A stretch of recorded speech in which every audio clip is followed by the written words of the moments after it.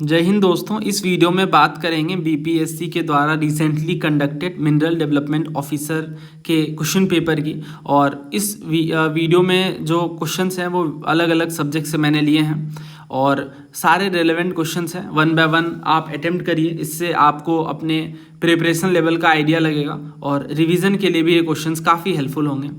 आप एक्सप्लेनेशन के साथ इस चीज़ को जब समझ लेंगे, इस तरह के क्वेश्चंस को प्रैक्टिस कर लेंगे तो आने वाले एग्जाम्स में काफ़ी हेल्पफुल साबित होंगे। पहला क्वेश्चन ये है कि hydro electric power generation centre में कौन सा पेयर करेक्ट है? नाथपा झाकरी उत्तराखंड, टिहरी डैम हरियाणा, सरदार सरोवर गुजरात और Koyna hydro electric project Kerala. तो ये आसान क्वेश्चन है, सबको पता है इसका आंसर। यहाँ पे सही आंसर ऑप्शन सी है, सरदार सरोवर डैम गुजरात में है। Nathpa Jhakri hydro electric plant है जो कि उत्तराखंड में नहीं हिमाचल प्रदेश में है और सतलज रिवर पे है, ध्यान रखिएगा। ये टिहरी डैम हरियाणा में नहीं है बल्कि टिहरी डैम उत्तराखंड में भागीरथी नदी पे। तो ये भी ध्यान रखिएगा जो मैं रिवर इससे एसोसिएटेड बता रहा हूँ। देन सरदार सरोवर आप जानते हो गुजरात में है, नर्मदा नदी पे। और कोयना जो है ये केरला में नहीं बल्कि महाराष्ट्र में है ना, कोयना रिवर पे। तो आंसर सी है।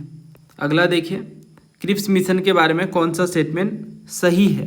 पहला कह रहे हैं कि constitution of India was to be frame by an elected constituent assembly, मतलब एक निर्वाचित संविधान सभा होगी और उसके द्वारा ही हमारे संविधान को फ्रेम किया जाएगा और ये भारतीय लोगों के द्वारा किया जाएगा।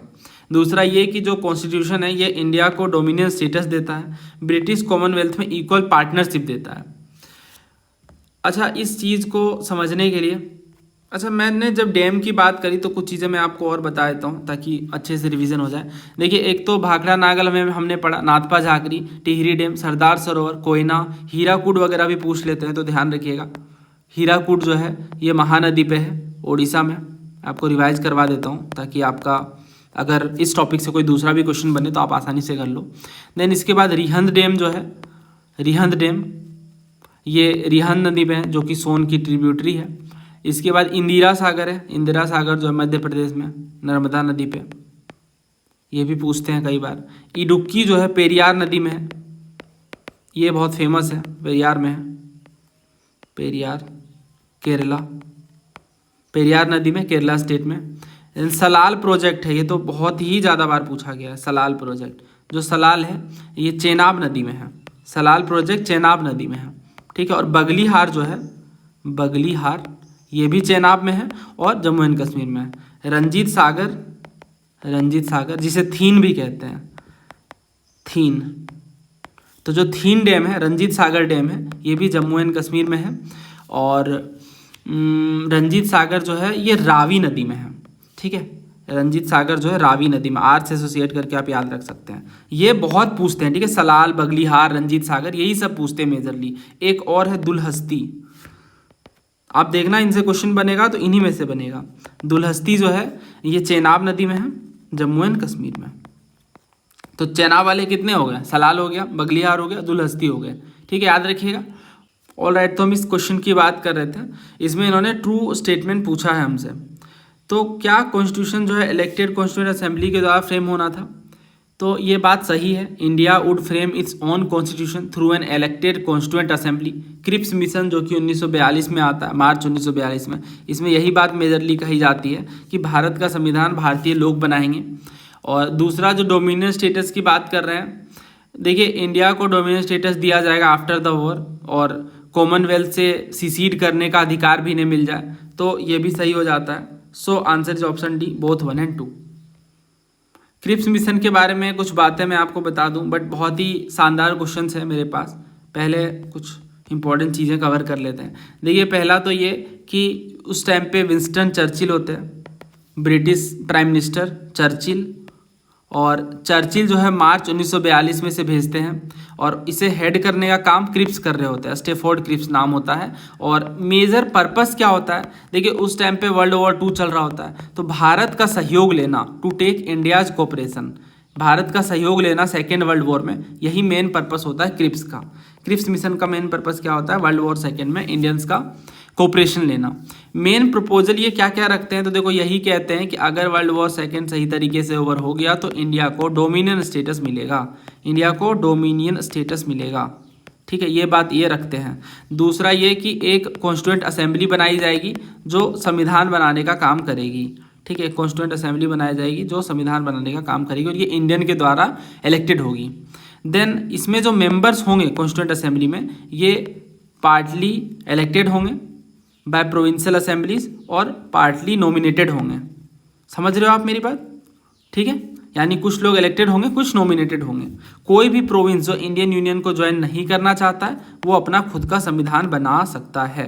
ठीक है, on constitution can be made, यानी पार्टीशन वाली बात भी यहाँ पे देखने को मिलने लग रही थी। और इंडिया ब्रिटिश कॉमनवेल्थ का पार्ट रहेगा, ये चीज़ क्लियर थी। डिफेंस जो है ये ब्रिटिशर्स के पास रहेंगे जब तक वॉर ख़त्म नहीं होता है, और माइनॉरिटीज़ के प्रोटेक्शन के लिए एक ट्रीटी साइन की जाएगी। अच्छा, ये बात तो चलो इन्होंने प्रपोजल रखा, बट इंडिया ने क्या कहा वो भी समझना बहुत जरूरी है। देखिए, इंडिया का स्टैंड बहुत क्लियर था। पहली चीज़ तो ये कि कांग्रेस ने इसे रिजेक्ट कर दिया। कांग्रेस ने कहा कि कोई रियल ट्रांसफर ऑफ पावर तो है ही नहीं, ब्रिटिशर्स के पास ही डिफेंस है। और उस टाइम पे नेहरू जी का भी इन्फ्लुएंस था, उन्होंने भी कहा कि ये क्या है, डोमिनेंट स्टेटस क्या है, ये तो बहुत ही पुराना कॉन्सेप्ट है, ये आप क्या पकड़ा रहे हो, हमें तो कंप्लीट इंडिपेंडेंस चाहिए, राइट। तो कांग्रेस ने रिजेक्ट करा। अब बात रह गई मुस्लिम लीग की, तो मुस्लिम लीग ने भी रिजेक्ट करा। इन्होंने कहा कि ये कंफ्यूजिंग बातें आप ना करो, हमें क्लियर पाकिस्तान चाहिए, मुस्लिम लीग का ये कहना था, है ना। हिंदू महासभा ने भी रिजेक्ट करा, हिंदू महासभा एंड बाकी जो ग्रुप्स थे उन्होंने भी रिजेक्ट करा। और यही चीज़ें हैं, मतलब आप देखो मेजरली तो ओवरऑल रिजेक्शन ही देखने को मिला क्रिप्स मिशन का। तो क्रिप्स मिशन फेल हो जाता है और इसके बाद आप जानते हो क्विट इंडिया मूवमेंट शुरू हो जाता है। तो ये बातें थी। अब इसमें आप देखो क्वेश्चन पूछा था इन्होंने सिविल सर्विसेज 2022 में कि क्रिप्स मिशन के प्रपोजल के रेफरेंस में क्या बातें सही है, करेक्ट पूछा था। पहला कह रहे हैं कि कॉन्स्टिट्यूएंट असेंबली में मेंबर्स होंगे जो प्रोविंशियल असेंबली से नॉमिनेटेड होंगे और प्राइमरी स्टेट से भी नॉमिनेटेड होंगे। दूसरा ये कि कोई भी प्रोविंस जो प्रिपेयर नहीं है न्यू कॉन्स्टिट्यूशन को एक्सेप्ट करने के लिए वो एक सेपरेट एग्रीमेंट साइन कर सकते हैं ब्रिटिशर्स के साथ अपने फ्यूचर स्टेटस को लेकर के। देखो, सेकेंड चीज़ तो अभी हमने पढ़ी कि इन्होंने साफ कह दिया कि अगर कोई प्रोविंस है जो नहीं मानना चाहता है इंडिया के द्वारा प्रिपेयर्ड कॉन्स्टिट्यूशन को, वो अपना खुद का संविधान बना सकता है। ठीक है, ये क्लैरिटी रखी थी इन्होंने। बट क्या पहला सही है? Constituent assembly would have members nominated by the provincial assembly as well as primary state. आप खुद लॉजिकल सोचो ना, आपको समझ आ जाएगा इसका आंसर। इसमें पहला स्टेटमेंट गलत है। क्या मेंबर्स नॉमिनेटेड होंगे प्रोविंशियल असेंबली से भी और प्राइमरी स्टेट से भी? देखिए, जो क्रिप्स मिशन है इसमें यह बात तो कही गई कि कोई भी प्रोविंस जो यूनियन को ज्वाइन नहीं करना चाहता है वो सेपरेट कॉन्स्टिट्यूशन बना सकता है। बट जो कॉन्स्टिट्यूशन है वो इंडियंस के हाथ में होगा सोलली। और जिस तरह से अगस्त ऑफर में कहा गया था कि मेनली, ये मैं आपको एक चीज़ और क्लियर कर दूं। देखिए, इससे पहले जो अगस्त ऑफर आया था ना, उसमें इन्होंने कहा था कि जो इंडियन कॉन्स्टिट्यूशन बनेगा ये मेनली होगा इंडियंस के हाथ में। यानी ये वर्ड अपने आप में क्लियर नहीं है। इसका मतलब ये है कि भारतीयों के द्वारा ओवरऑल बनाया जाएगा, लेकिन इसमें बाकी इंटरफेरेंस भी हो सकता है ब्रिटिशर्स का। लेकिन इस चीज़ को हटा करके जब क्रिप्स मिशन आता है तो इसमें यह कह दिया गया कि सिर्फ इंडियंस बनाएंगे। ठीक है, तो मेनली इन इंडियन हैंड्स नहीं, but solely in Indian hands. तो आई होप आप डिफरेंस समझ पा रहे हैं कि क्या चीज़ बदल गई। और जब हम प्रपोजल्स की बात करते हैं तो एक तो इंडियन डोमिनियन के सेटिंग अप की बात की गई कि डोमिनियन के पास फ्रीडम होगा ब्रिटिश कॉमनवेल्थ के साथ रहने का या उससे अलग होने का। ये चीज़ें ऑफर कर रहे थे ब्रिटिशर्स। तो डोमिनियन स्टेटस तो कॉन्सेप्ट पुराना था बट एक्सेप्ट नहीं करा हमने। देन कॉन्स्टिट्यूएंट असेंबली फ्रेम की जाएगी जिससे न्यू कॉन्स्टिट्यूशन बनाया जाएगा। देन कोई भी प्रोविंस जो एक्सेप्ट नहीं करता है न्यू कॉन्स्टिट्यूशन को, उनके पास अधिकार होगा कि वो सेपरेट एग्रीमेंट साइन कर लें ब्रिटिशर्स के साथ। तो ये सब चीज़ें हैं। देन जो पावर का ट्रांसफ़र है और जो माइनॉरिटीज़ का राइट है उसे सेफगार्ड किया जाएगा by negotiation between the constituent assembly and British government. और इसी बीच जब तक न्यू कॉन्स्टिट्यूशन फोर्स में नहीं आ जाता है, इंडिया का डिफेंस कौन कंट्रोल करेगा? ब्रिटिशर्स। और गांधी जी ने क्रिप्स मिशन को एक पोस्ट डेटेड चेक कहा। तो सिविल सर्विसेज जब ऑप्शंस फ्रेम करती है ना, तो आपको बारीकी से चीज़ों को समझना है। ठीक है, आप ये पॉइंट नहीं बना सकते कि हाँ ये 5-10 पॉइंट है बस मैं इन्हें याद कर लूँ। नहीं, आप लॉजिकल सोचो हमेशा। क्रिप्स मिशन की बात कर रहे हैं तो आपके दिमाग में, देखिए मेंस में भी दिक्कत कहाँ आती है? मेंस में भी दिक्कत तब आती है ना जब हम इन पॉइंटर्स को एज अ पॉइंटर देखते हैं। अगर आपको ऐसे सोचना पड़ जाए जैसे अभी मैंने ये आपको लिख करके बताया, अगर ये आप बिना देखे ऐसे लिख रहे हो, माइंड मैप आपका रेडी है, तो फिर आपको प्रॉब्लम ही नहीं होगी। This is how things work ना, आपको पता होना चाहिए। अच्छा, क्रिप्स मिशन कैसे आया, चर्चिल ने ये अपॉइंटमेंट करा क्रिप्स को, स्टैफोर्ड क्रिप्स को, सेकेंड वर्ल्ड वॉर में भारतीयों का सहयोग लेना है। अब टाइम पीरियड से भी एसोसिएट करो, ये कौन सा टाइम पीरियड चल रहा है और इस टाइम पे वर्ल्ड वॉर सेकेंड चल रहा है, तो भारतीयों का सहयोग कितना जरूरी है। देन इसके बाद आप देखो ब्रिटिशर्स उतने आसानी से तो मानेंगे नहीं, तो डोमिनेंट स्टेटस की बात करेंगे। 1942 तक भी ये कंप्लीट इंडिपेंडेंस की बात तो करेंगे नहीं, और उसको लेकर इंडियंस कभी एग्री नहीं करेंगे। और यहाँ पे देखो फ्रेगमेंटेशन भी हो गया है। और कॉन्स्टिट्यूएंट असेंबली की जब ये बात कर रहे हैं कि पार्टली इलेक्टेड होगा, पार्टली नॉमिनेटेड होगा, तो नॉमिनेटेड मेंबर कहाँ से आएंगे? नॉमिनेटेड मेंबर प्राइसली स्टेट से आएंगे, राइट। तो मेंबर इलेक्टेड जो होंगे वो प्रोविंशियल असेंबली से होंगे, और जो मेंबर नॉमिनेटेड होंगे वो प्राइसली स्टेट से होंगे। तो इन्होंने कह दिया है कि दोनों केस में नॉमिनेटेड मेंबर आएंगे, तो ये हो जाता है गलत, और पहला हो जाता है गलत, तो आंसर बनता है ऑप्शन बी। सिविल सर्विसेज 2022 के इस क्वेश्चन से भी ज़्यादा तगड़ा सवाल ये है 2021 वाला, इसे आप अटेम्प्ट करिए। तो इसमें कह रहे हैं नॉट करेक्ट, ठीक है, गलत बताना है आपको। पहला कहा जा रहा है कि इंडिया भेजा गया बाय ब्रिटिश गवर्नमेंट इन मार्च 1942। तो ये तो युगांडा के बच्चे को भी पता है कि ब्रिटिश गवर्नमेंट ने 1942 में, मार्च 1942 में क्रिप्स मिशन को भारत भेजा था, तो पहला सही है। दूसरा कह रहा है it propose that the constitution of India was to be framed by an elected constituent assembly, यानी एक निर्वाचित संविधान सभा होगी भारतीय लोगों की जो भारत का संविधान बनाएगी। तीसरा कह रहे हैं any province which was not prepared to accept the constitution would be free to retain its constitutional existing at that time, यानी कोई भी प्रोविंस जो कहती है कि इंडियन यूनियन के कॉन्स्टिट्यूशन को हम एक्सेप्ट नहीं करना चाहते हैं, वो अपना खुद का संवैधानिक अस्मिता यानी कॉन्स्टिट्यूशनल एग्जिस्टिंग बनाकर रख सकती है। चौथा ये कि ब्रिटिश गवर्नमेंट एक सेपरेट कॉन्स्टिट्यूशनल अरेंजमेंट यानी एक सेपरेट तरह की संधि साइन कर सकते हैं with any of the exceeding provinces, यानी कोई भी प्रोविंस जो इंडियन यूनियन में एक्सीड कर रहा है, जुड़ना चाह रहा है, उनके साथ एक सेपरेट ट्रीटी ब्रिटिशर साइन कर सकते हैं। अब ना यहाँ पे बी जो ऑप्शन है बेसिकली उसमें कह रहे हैं कि इलेक्टेड कॉन्स्टिट्यूएंट असेंबली, तो ओवरऑल अगर हमें देखें तो हमें लग सकता है कि ये गलत है क्योंकि इलेक्टेड नॉमिनेटेड दोनों की बात थी। लेकिन अगर हम इसे ब्रॉड सेंस में सोचें तो मूल बिंदु यही था। क्या मूल बिंदु था? कि एक इलेक्टेड कॉन्स्टिट्यूएंट असेंबली होगी जो भारत के संविधान बनाने का काम करेगी। तो अगर ब्रॉडर बिल्कुल स्ट्रिक्टर सेंस में देखोगे ना तो ये भी गलत बन जाएगा, लेकिन यूपीएससी आप जानते हो जनरल आइडियोलॉजी लेकर चलती है, तो इस हिसाब से सही बन जाता है। तो पहला सही है, दूसरा सही है, तीसरा सही है, जो चौथा ऑप्शन है वो गलत है। British government could enter into a separate constitutional arrangement with any of the exceeding province, ये इसलिए गलत है बिकॉज इस प्रपोजल में ये कहा गया British government could enter into a separate arrangement with non exceeding provinces, यानी जो इंडियन यूनियन के कॉन्स्टिट्यूशन को एक्सेप्ट नहीं करते हैं, जो इंडियन यूनियन के कॉन्स्टिट्यूशन को एक्सेप्ट नहीं करते हैं, उनके साथ ब्रिटिशर्स एक अलग से ट्रीटी में आ सकती है, संधि में आ सकती है, या एक अलग से सेपरेट कॉन्स्टिट्यूशनल अरेंजमेंट में आ सकती है। लेकिन जो इंडियन यूनियन से जुड़ गए हैं उनसे जाकर कैसे ब्रिटिशर संधि कर सकती हैं? तो ये जो वर्ड है ना, इस वर्ड को आप बहुत अच्छे से समझ लीजिए। एक्सीडिंग का मतलब क्या है? एक्सीडिंग का मतलब है जो न्यू कॉन्स्टिट्यूशन में जुड़ना चाह रहे हैं, ठीक है। और नॉन एक्सीडिंग का मतलब जो न्यू कॉन्स्टिट्यूशन को रिफ्यूज कर रहे हैं, यानी सेपरेट अरेंजमेंट वो करेंगे। तो दो बातें कह दी गई, या तो आप यूनियन से जुड़ो तब तो फिर ब्रिटिशर्स का कोई इंटरफेरेंस नहीं है, जो यूनियन से नहीं जुड़ सकते हैं उन पर ब्रिटिशर्स इंटरफेरेंस रख सकती हैं, यानी उनसे जाकर एक ट्रीटी कर सकती हैं। So that's it, I hope आपको समझ आया। अब बाकी के क्वेश्चन बहुत ही आसान है, इनमें कुछ ज़्यादा एक्सप्लेन करने को है नहीं। ऑफिशियल कांग्रेस नेगोशिएटर कौन थे क्रिप्स मिशन के? तो क्रिप्स मिशन के ऑफिशियल नेगोशिएटर की अगर हम बात करें, महात्मा गांधी एंड सरदार पटेल गलत, जेबी कृपलानी जी, आचार्य एंड चक्रवर्ती राजगोपालाचारी जी, ये भी गलत, ऑप्शन सी सही है। पंडित जवाहरलाल नेहरू एंड मौलाना आजाद, ये भी सिविल सर्विसेज का ही क्वेश्चन है, फैक्चुअल है, ध्यान रखिएगा।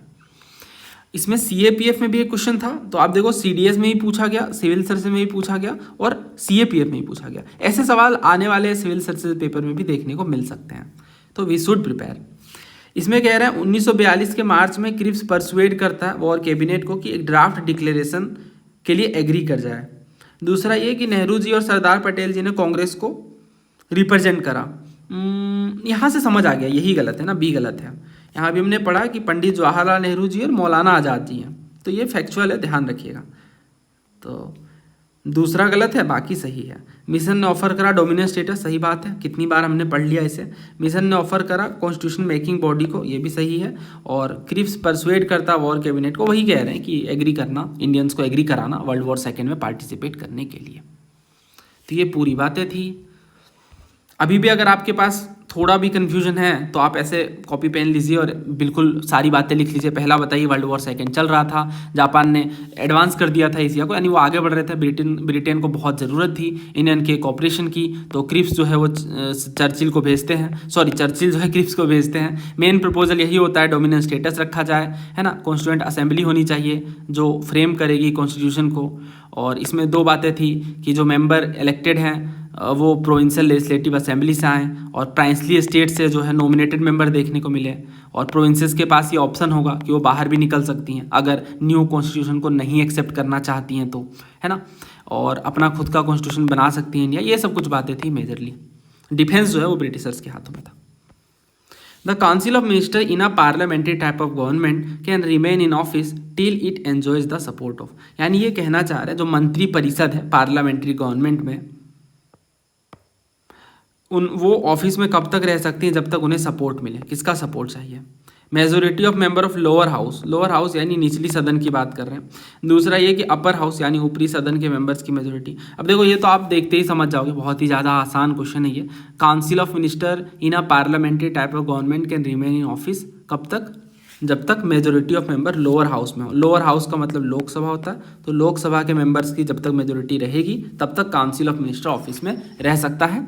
पार्लियामेंट्री सिस्टम जैसे इंडिया में चलता है, council of minister collectively responsible होते हैं लोकसभा को, कलेक्टिवली रिस्पॉन्सिबल होते हैं, सामूहिक रूप से रिस्पॉन्सिबल होते हैं, जवाबदेही इनकी होती है लोकसभा पे और राज्यसभा में नहीं। और अगर लोकसभा नो कॉन्फिडेंस मोशन को पास करता है तो गवर्नमेंट को रिजाइन करना पड़ता है। इंडिया में हम देखते हैं आर्टिकल 75 के क्लोज 3 में council of minister shall be collectively responsible to the house of the people यानी लोकसभा।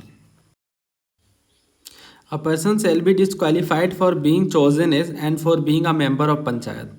तो इसमें ना क्या कहना चाह रहे हैं आपसे कि एक पर्सन को डिस्क्वालीफाई किया जा सकता है किन सिचुएशंस में। दो स्टेटमेंट से पहला कह रहे हैं if he is so disqualified by और under any law for the time being in force for the purposes of election to the legislature of the state concern. अच्छा लैंग्वेज है।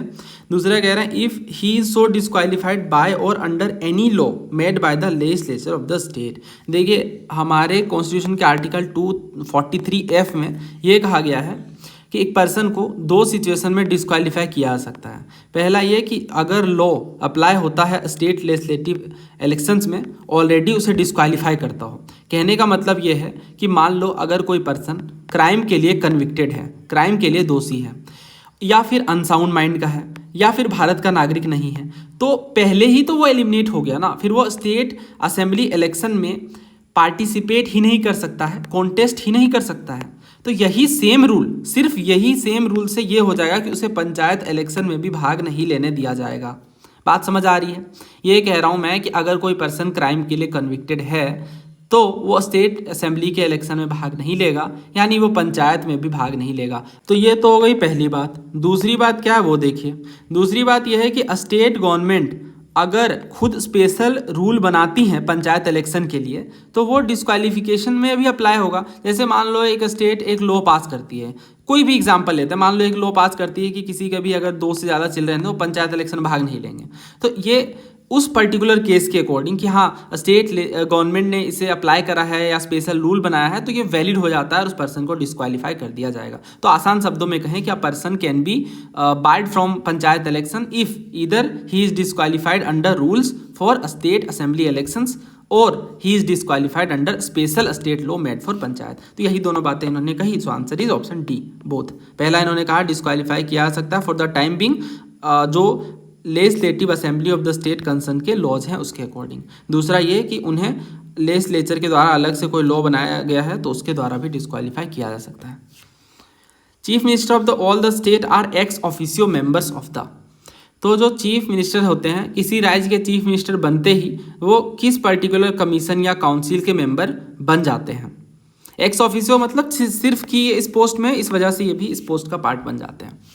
तो इसका जो सही आंसर है वो ऑप्शन बी है, नेशनल डेवलपमेंट काउंसिल। ये 1952 में सेटअप हुई थी और इसमें प्राइम मिनिस्टर होते हैं चेयरपर्सन, है ना। इसके अलावा सारे के सारे कैबिनेट मिनिस्टर होते हैं, सारे चीफ मिनिस्टर होते हैं, और इसी के साथ ही लेफ्टिनेंट गवर्नर होते हैं यूनियन टेरिटरीज़ के, और प्लानिंग कमीशन के मेंबर होते हैं। जब प्लानिंग कमीशन अबॉलिश कर दिया गया तो इनके मेंबर को हटा दिया गया, मतलब अब वो एग्जिस्ट ही नहीं करते हैं ना। तो जितने भी चीफ मिनिस्टर हैं वो एक्स ऑफिसो मेंबर होते हैं नेशनल डेवलपमेंट काउंसिल के। नेक्स्ट देखिए, what is contained in the 10th schedule of the constitution. तो कॉन्स्टिट्यूशन के 10th शेड्यूल में क्या कंटेन्ड है, तो provision regarding disqualifications on ground of defection. आसान है, कितनी बार हमने पढ़ा, ये हर पेपर में वैसे पूछ लेते हैं। थोड़ा रिवाइज करवा दूं, देखिए ये बात आपको नहीं भूलनी है कि हम बात कर रहे हैं 52nd अमेंडमेंट 1985 की, और 10th शेड्यूल डील करता है एंटी डिफेक्शन लॉ के साथ, यानी दल बदल कानून के साथ। इसमें यही कहा गया है कि एमपीज और एमएलएज को हटाने के, डिस्क्वालीफाई करने के क्या क्या ग्राउंड्स हैं एक पार्टी से दूसरी पार्टी में अगर वो जा रहे हैं तो, है ना। और डिसीजन मेकिंग अथॉरिटी कौन होते हैं, स्पीकर होते हैं, ये आप जानते ही हो। और जुडिशियल रिव्यू हो सकता है, ये बात ध्यान रखिएगा, ऐसा नहीं है कि स्पीकर की जो बात है वो पत्थर की लकीर है। जुडिशियल रिव्यू हो सकता है, और ये चीज़ की हो तो होलहन केस से साबित हो गई। नेक्स्ट क्वेश्चन देखिए, शेड्यूल एरिया और शेड्यूल ट्राइब के एडमिनिस्ट्रेशन और कंट्रोल से जुड़ा हुआ कौन सा शेड्यूल है, और ये बात करें असम, मेघालय, त्रिपुरा एंड मिजोरम स्टेट्स को छोड़ करके। 9th schedule, 10th schedule, 3rd schedule और 5th शेड्यूल। ये आसान क्वेश्चन है, सिविल सर्विसेज की एनालिसिस की थी लास्ट मंथ हमने, तो 5th शेड्यूल पे बहुत सारे क्वेश्चन किए थे, है ना। Which schedule of the constitution of India contain special provision for administration and control of schedule area in several state. Same question है, आप देख ही रहे हो। देन इसके बाद इन्होंने पूछा the provision in 5th and 6th schedule. Then यहाँ देखो CDS में भी सेम चीज़ पूछी कि असम, मेघालय, त्रिपुरा और मिजोरम को छोड़ करके। ये आपको पता भी होगा, इस ATM में मनी नहीं है, यानी असम, मेघालय, त्रिपुरा एंड मिजोरम मनी नहीं है, दैट मीन्स मणिपुर इंक्लूडेड नहीं है। तो ये चीज़ है। देन इसके बाद यहाँ भी पूछा था इन्होंने सिविल सर्विसेज में, तो ये मैंने सारा एक्सप्लेन किया है, दोबारा एक्सप्लेन करने से सिर्फ टाइम ही वेस्ट होगा। तो आप इस वीडियो को रेफ़र कर लीजिए जो लास्ट मंथ हमने डिस्कस किया है, बहुत सारी चीज़ें आपको सीखने को मिलेंगी। तो आगे बढ़ते हैं, ये क्वेश्चन देखिए, नॉट ट्रू आपको बताना है। पहला कह रहे हैं जो प्रेसिडेंट का इलेक्शन है ये होगा in system of proportional representation by means of single transferable vote. दूसरा कह रहे हैं प्रेसिडेंट इलेक्शन में हर एक elected member state legislative assembly के as many as vote as there are multiples of 1000 in the quotient obtained by dividing the population of the state by the total number of elected member of assembly. तीसरा कह रहे हैं article 42 ये कहता है कि भारत देश के एक राष्ट्रपति होंगे। ओके, तो ये मतलब एकदम आसान कर दिया है ना इसे दे करके। आंसर सी है, साफ दिख रहा है। बाकी के ऑप्शन बहुत भारी भरकम बनाने की कोशिश करी है, बट सिविल सर्विसेज का PYQ जिन्होंने करा है, या अगर आप समग्र बैच में हो, क्योंकि उसमें मैंने पूरा फॉर्मूला के साथ समझाया है कैसे काम करती है चीज़ें, ये UPSC का फेवरेट टॉपिक है। देन इसके बाद कह रहे हैं emolument and allowances of the president shall not be diminished. तो ये बात भी सच है, हमें पता है कि एक बार अगर प्रेसिडेंट कोई बन जाते हैं तो उनके अनफेवरेबल कंडीशन में एम्यूलमेंट्स और अलोवेंसेज को नहीं घटाया जा सकता। बाकी चीज़ें भी मैं आपको बता दूं, देखिए ये तो आप जानते ही हो सिस्टम क्या है इलेक्शन का प्रेसिडेंट का, तो ये कहलाता है PR सिस्टम, यानी proportional representation using the single transferable vote. ये चीज़ आर्टिकल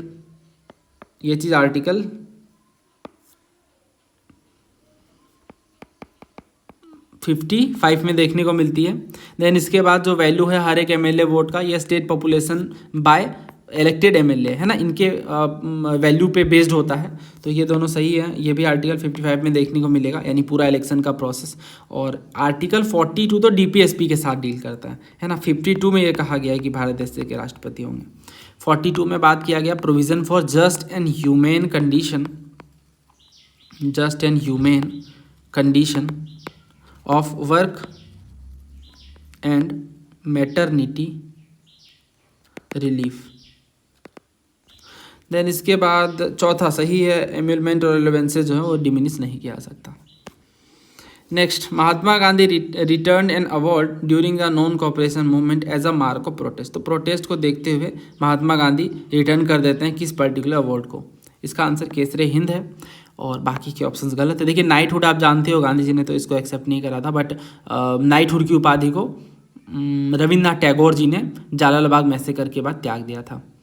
सो या और एक चीज़ और मैं बता दूं, देखिए गांधी जी को ना केसरी हिंद का जो तमगा है वो कब मिला था, बोअर वॉर के कारण मिला था, ये ध्यान रखिएगा, साउथ अफ्रीका में जो हुआ था।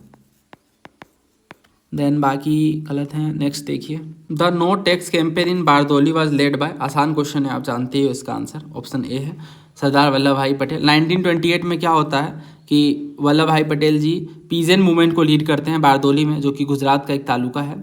बेसिकली फ्लड आ जाता है उस टाइम पे और किसानों को बहुत प्रॉब्लम हो जाती है, और बॉम्बे प्रेसिडेंसी और टैक्स रेट को बढ़ा देती है बाय 22%। और इससे बारदौली सत्याग्रह लीड करना बहुत इंपॉर्टेंट हो जाता है, और उस टाइम पे सरदार वल्लभ भाई पटेल जी के नेतृत्व में ये प्रोटेस्ट देखने को मिलता है, जिसमें यही कहा जाता है कि नो टैक्स को लेकर चीज़ें आगे बढ़ाई जाएंगी। 1928 में ही जो बारदौली के फार्मर्स है वो इन्वाइट करते हैं वल्लभ भाई पटेल जी को एक प्रोटेस्ट मूवमेंट लॉन्च किया जाए, जिसमें एक प्लेज लिया जाए कि नॉट टू पे टैक्सेस, और बहुत सारे इनफैक्ट वीमेन मेंबर्स भी शामिल होती हैं इसमें, और उसी टाइम पे सरदार वल्लभ भाई पटेल जी को सरदार का टाइटल मिलता है। ठीक है, फेमस है, आसान है। अच्छा, ये सिविल सर्विस 1996 का क्वेश्चन है, और and I guess 65th BPSC में ही पूछा गया, तो रिपीटेड क्वेश्चन है। द तिलक स्वराज फंड, अच्छा मैंने यहाँ पे नहीं बताया आपसे कौन सा क्वेश्चन को रिपीटेड है, अब आप देख रहे हो क्वेश्चन का लेवल कैसा है ना, डुएबल है इसलिए, और कुछ भी ऐसा नहीं है यूनिक है जो पूछा गया हो।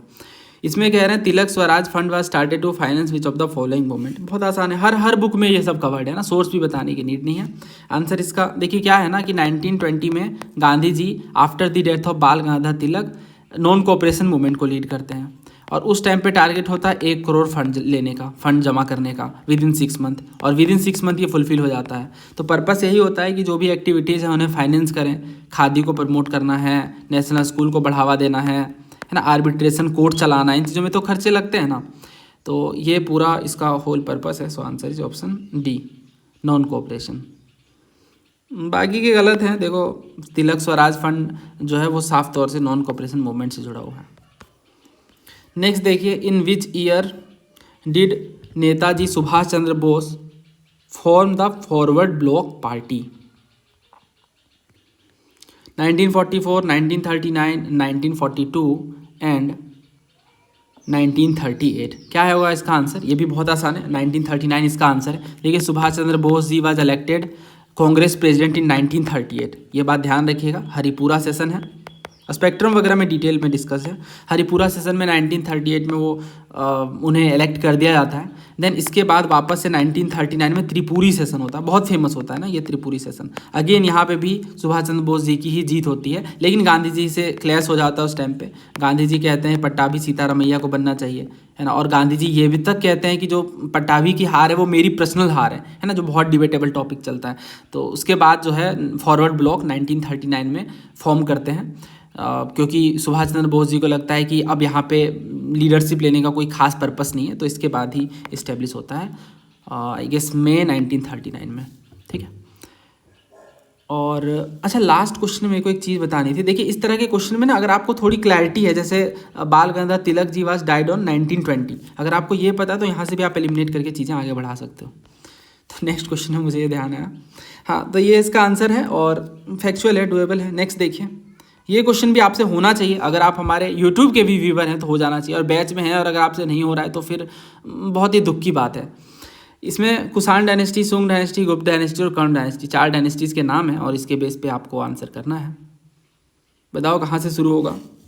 देखो ये तो आप समझते हो ना कि इन चारों में से सबसे बाद में तो गुप्त वंशी आएगा, है ना, गुप्त डायनेस्टी आएगी, और 5th सेंचुरी के आसपास का टाइम पीरियड होता है गुप्त डायनेस्टी का। तो शुरू से शुरू करते हैं, सबसे पहले आती है सुंग डायनेस्टी। सुंग डायनेस्टी का टाइम पीरियड होता है आई गेस 185 BCE से लेके 73 BCE के आसपास का, मतलब ये BCE वाला टाइम पीरियड है ना। और इसके बाद आती है कर्ण डायनेस्टी, सुंग के बाद आती है कर्ण, और कर्ण के बाद आती है कुषाण डायनेस्टी, और उसके बाद आती है गुप्त डायनेस्टी। तो सबसे बाद में गुप्त है ना, इन्होंने क्या कहा, करेक्ट क्रोनोलॉजिकल ऑर्डर, यानी 3 तो पहले आएगा नहीं, ये दोनों तो हट गए, और 3 लास्ट में आएगा। आसान है, ऑप्शन भी बहुत आसान है। तो इसका टाइमलाइन देखिए, आप जानते हो सबसे पहले नियोलिथिक एज आता है ना, देन इसके बाद इंडस वैली सिविलाइजेशन देखने को मिलती है, इसके बाद पोस्ट इंडस वैली है, देन वैदिक सिविलाइजेशन आती है, वैदिक सिविलाइजेशन के बाद महाजनपद का टाइम पीरियड आता है, देन इसके बाद देखते हैं हम नंद डायनेस्टी आती है ना। सबसे पहले नंद डायनेस्टी के अंतिम राजा धनानंद को मार करके चंद्रगुप्त मौर्य गद्दी पे बैठते हैं, यानी मौर्य डायनेस्टी आती है, और ये टाइम पीरियड चल रहा होता है अप्रोक्स 322 BCE का। देन इसके बाद मौर्य के बाद सुंग डायनेस्टी आती है, है ना। मौर्य के अंतिम राजा बृहद्रथ को मार करके पुष्यमित्र शुंग आते हैं। देन शुंग के बाद कर्ण डायनेस्टी आती है जिसे वासुदेव कर्ण फाउंड करते हैं। देन कर्ण के बाद कुषाण आती है ना। कर्ण के बाद कुषाण आती है जिसके फाउंडर कुजुल कैडफिसेस होते हैं। और कुषाण के बाद आते हैं सातवाहंस। सातवाहंस का टाइम पीरियड है और इसी के साथ ही हमें देखने को मिलता है कि अब यहाँ से गुप्त डायनेस्टी भी स्टार्ट हो गई है। ठीक है, तो सातवाहन के बाद गुप्त डायनेस्टी देखने को मिलती है। सो ये समग्र बैच की डिटेल्स हैं और यहाँ ये नंबर है इंक्वायरी के लिए, आप ज़्यादा जानकारी ले सकते हैं। जल्दी मिलते हैं नए वीडियो में। थैंक यू, जय हिंद।